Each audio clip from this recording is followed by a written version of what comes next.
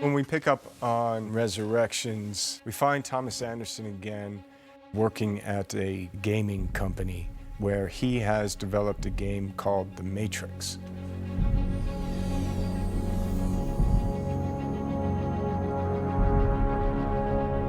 It was a slow progression of finding the location and then finding what we could do to the location. The devil's in the detail, and you can have fun with that, and you can enhance the detail, and it's layer upon layer upon layer of everyday living. And I think that's what goes to make up the design. You may have a beautiful set, but as you go all the way down the tree, there's tiny little things that you can add to give you that sort of convincing tone that it's real.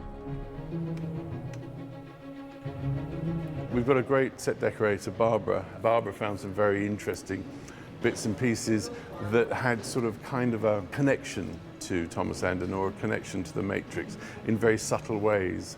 You know, whether they're tiny figurines or some industrial piece of metal that might have come from the Nebuchadnezzar and things like that. Sorry, it's the boss.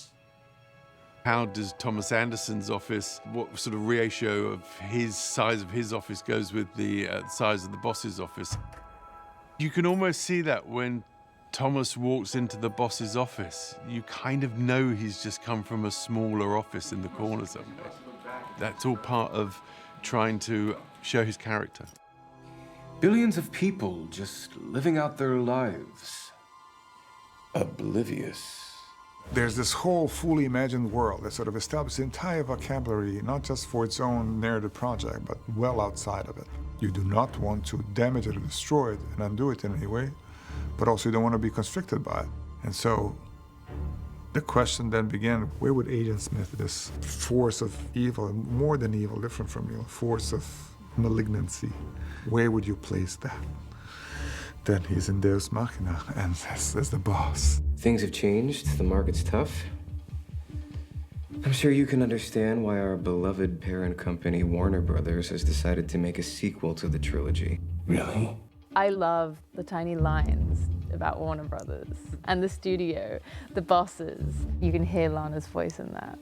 The office scene, there's so much irony. I don't remember the other Matrix movies being so ironic. You say Matrix to anybody, this is what they think. Lana brought a lot of humor to this, a lot of her own sense of humor, and a lot of real feelings towards making this movie again. I thought it would be fun to weave some of myself and my own experience into poor Thomas Anderson's experience. When Smith first gets reactivated, Oh my God. he reverts to type. There's Neo, here's the gun, kill Neo. Having to learn fights is very physical, and having to fight with other people is a different language than speaking. And so then finding the character within my body has been really great. When I got to do the scene where I come out as the new Smith, I felt like I knew him. It just flew out of me. Mr. Anderson! No, it can't be.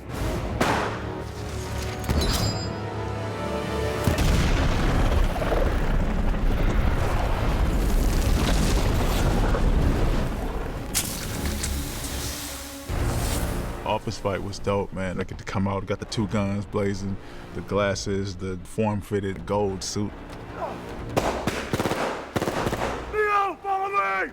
One thing I love about Lana is Lana's all about the action. She's about the acting, about the storytelling. But when it comes to the action with the fights and with the guns, she's right in there with us, making sure that we look cool and badass right there in every frame. It's real cool to get in there and get behind the weapon and be powerful and have those really heroic moments that the Matrix is known for.